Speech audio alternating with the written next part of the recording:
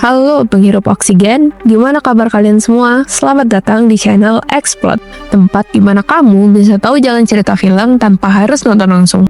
Kali ini kita bakal ngebahas film horor yang paling ditunggu-tunggu, yaitu Final Destination Bloodlines, yang akhirnya tayang juga di tahun 2025 setelah 14 tahun penantian.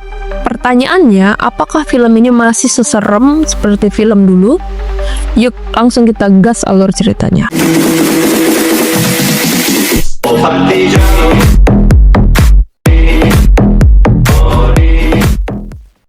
Kisah dimulai dari sepasang kekasih, Iris dan Paul, yang sedang dalam perjalanan menuju peresmian gedung pencakar langit baru bernama Skyview. Paul berniat untuk memberi kejutan kepada pacarnya itu. Ketika menaiki lift, Iris merasa kurang nyaman karena lift tidak dalam keadaan yang baik. Terlebih melihat tingkah bocil kematian yang melompat-lompat di atas lift bikin suasana makin meresahkan. Sesampainya di atas, Iris merasa tidak nyaman dan ingin ke toilet. Di toilet, ia bertemu dengan bocil ireng. Dia adalah anaknya si penyanyi. Mereka ngobrol dan kita tahu ternyata Iris sedang hamil tapi belum berani bilang ke Paul. Setelah itu, Paul dan Iris pergi ke rooftop untuk mencari udara segar dan disitulah ia melamar Iris. Iris, I want to spend the rest of my life with you. Iris terkejut dan memberitahu Paul bahwa ia sedang hamil. Tak diduga, ternyata Paul pun senang mendengar kabar itu. I'm the luckiest guy in the world. Mereka memutuskan untuk merayakannya dengan berdansa di lantai kaca yang tadi sempat retak. Di momen ini, si bocil kematian yang ada di lift tadi melempar koin dan membuat koin itu menyumbat ventilasi udara sampai rusak. Memang real bocil kematian. Akibat banyaknya orang yang berdansa tanpa sadar, kaca yang tadi sempat retak semakin lama semakin rapuh. Tiba-tiba lantai ambruk, semua orang jatuh satu persatu, termasuk si ayang Paul yang sempat bertahan tapi akhirnya jatuh juga.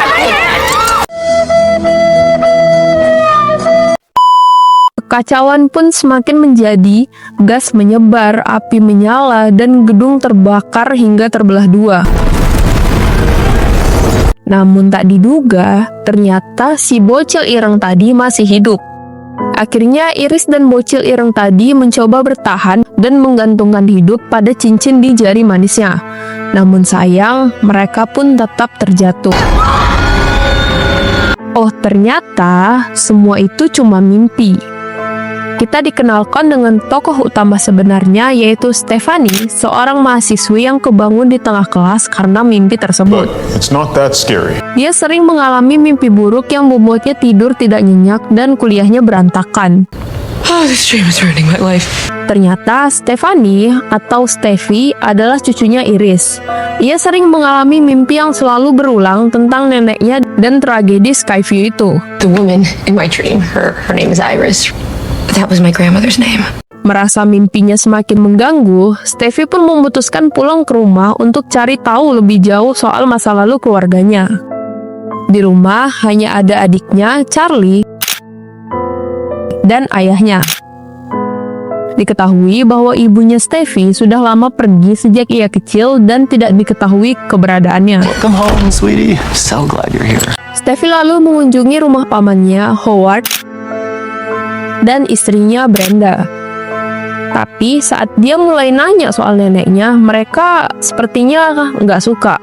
Mereka bilang Iris itu gila, punya paranoia, dan percaya kalau semua keluarganya bakal mati satu persatu. Is a very deeply disturbed woman. Melihat Steffi yang memohon, bibinya pun memberi clue kepada Steffi untuk melihat ke laci di dekat ruang makan. Do not look in the bottom drawer. Di sanalah Steffi menemukan kotak penuh catatan dan petunjuk, termasuk alamat persembunyian Iris. Ternyata selama ini Iris bersembunyi di sebuah kabin kecil yang looks-nya kayak lagi bertahan hidup dari kejaran zombie. Setelah memberitahu bahwa ia adalah cucunya, Iris pun membiarkan Steffi masuk. Steffi mulai menceritakan mimpi yang dialaminya. Ternyata itu bukan cuma bunga tidur, tapi penglihatan yang diwariskan. It wasn't just your dream. It was my premonition. Iris mengaku bahwa dia berhasil menyelamatkan banyak orang waktu insiden Skyview. Tapi kematian nggak bisa dicurangi. Satu persatu orang yang selamat waktu itu tetap mati, termasuk suaminya sendiri. And he killed everyone who was there that night, including my Paul. Selama ini Iris mencurangi kematian dengan melihat tanda-tandanya. Dia berdiam diri di dalam kabin miliknya sambil mencatat semua tanda-tanda tersebut, walaupun pada akhirnya ia akan mati dalam waktu dekat karena ternyata ia mengidap kanker. And now he's got me. Cancer. Iris bilang, kematian akan datang lagi ke garis keturunan kita. Lalu dia ngasih buku catatan berisi urutan dan tanda-tanda kepada Steffi. I have to teach you everything in this book. Steffi yang merasa Iris semakin gila memilih untuk pergi. Ketika ingin melangkah keluar, Iris merasa kematian akan mendatanginya. Namun ia tidak peduli karena ia harus memberikan buku itu kepada Steffi. Setelah melangkah keluar dan memaksa Steffi untuk mengambil bukunya, lihatlah apa yang terjadi. Seeing is believing.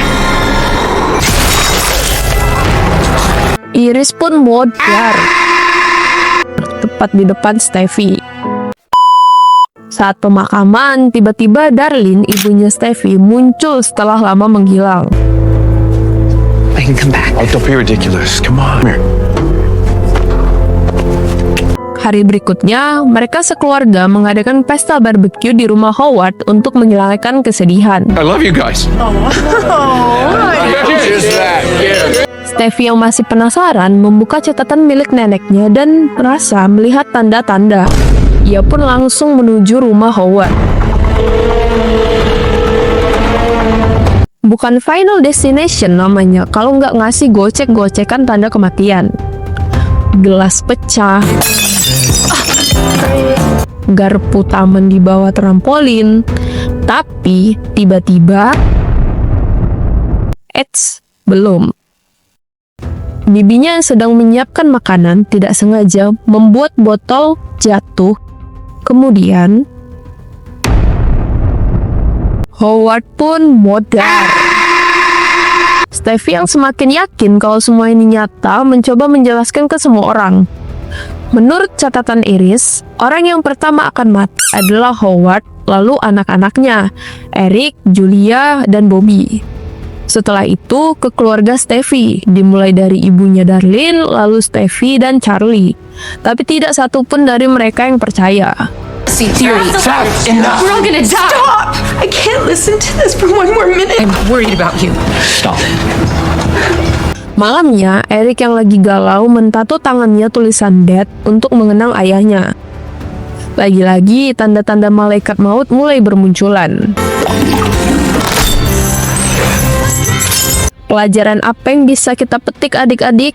Benar, janganlah menindik di hidung kayak kerbau. Apakah Eric modar?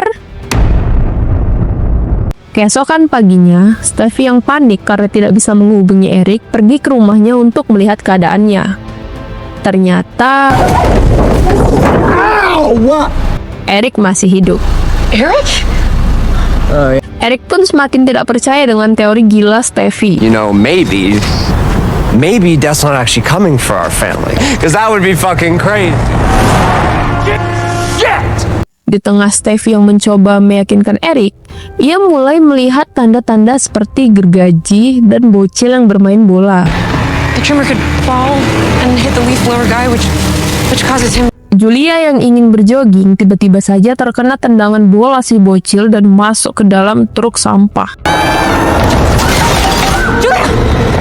Mereka yang panik berusaha untuk menghentikan truk tersebut, namun sang supir sedang asik nyari jodoh. Steffi yang berusaha menolong Julia, tiba-tiba saja Julia pun modar. Sembari bersedih, mereka bingung kenapa Eric tidak modar. Ternyata Bibi Brenda mengatakan fakta yang mencengangkan bahwa Eric bukan anak kandung mereka. Stephanie, you were only wrong about the order because there was something you didn't know. Eric isn't Howard's biological son. Pantas saja dia masih hidup. Di tengah fakta yang mencengangkan itu, mereka akhirnya mempercayai Steffi dan mencoba untuk mencurangi kematian dengan berpedoman pada catatan Iris. Should have believed you, Steph. Knew someone that cheated death or something? Yeah. Dan catatan Iris, terdapat kalimat bahwa seseorang bernama GB menemukan orang yang selamat. JB found someone who survived, but it doesn't say anything about... Ketika ditelusuri, GB berada di sebuah rumah sakit bernama Hope River. Mereka pun pergi bersama untuk menemuinya. I'm gonna go find him and talk to him myself. Well, I'm coming with you. Di perjalanan, Steffi dan Darlene mengobrol yang membuat hubungan mereka makin lama mulai membaik. I did the right thing.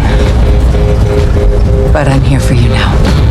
Sesampai di rumah sakit, mereka pun menemukan GB.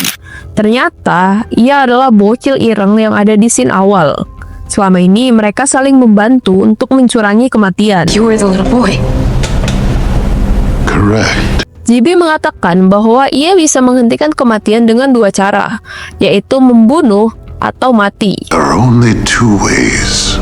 By killing or by dying.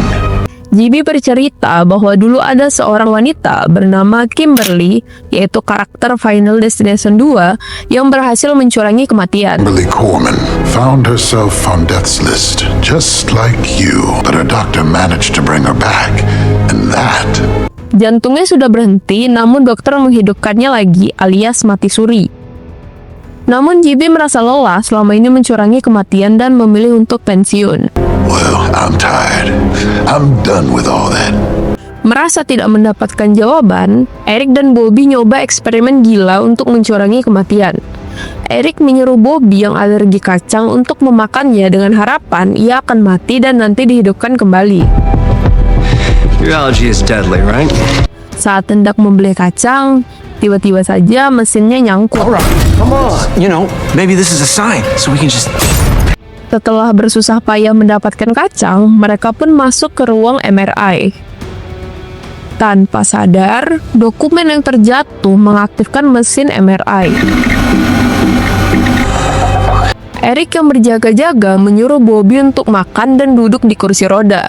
Dude, we need to hurry. Come on, go.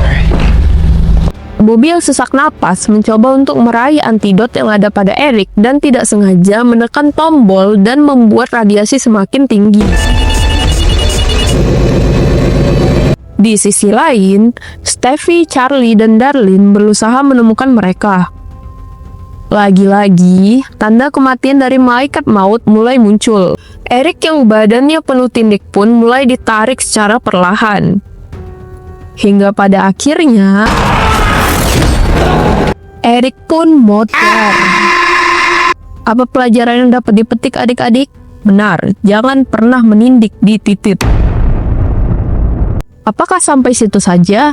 Tentu tidak. Bobby pun modar. Sekarang tinggal tersisa Steffi, Eric, dan Darlene.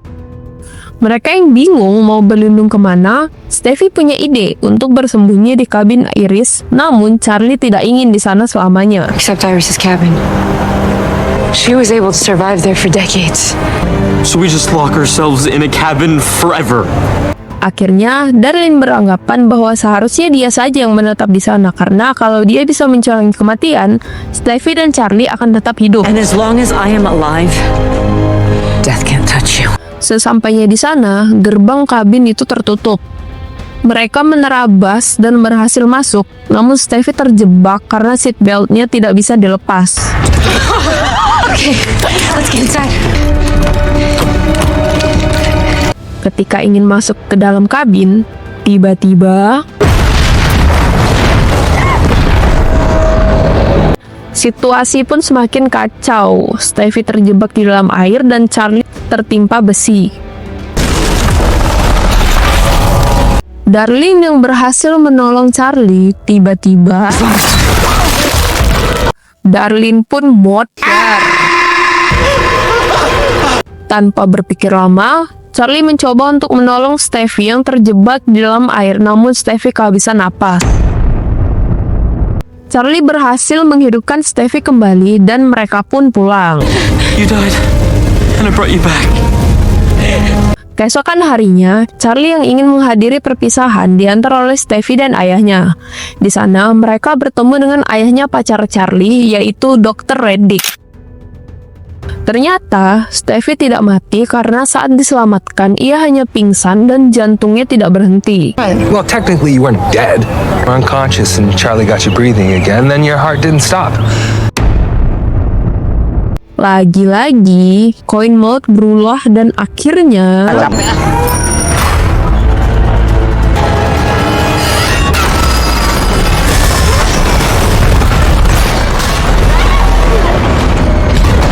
mereka pun mati dan film pun tamat.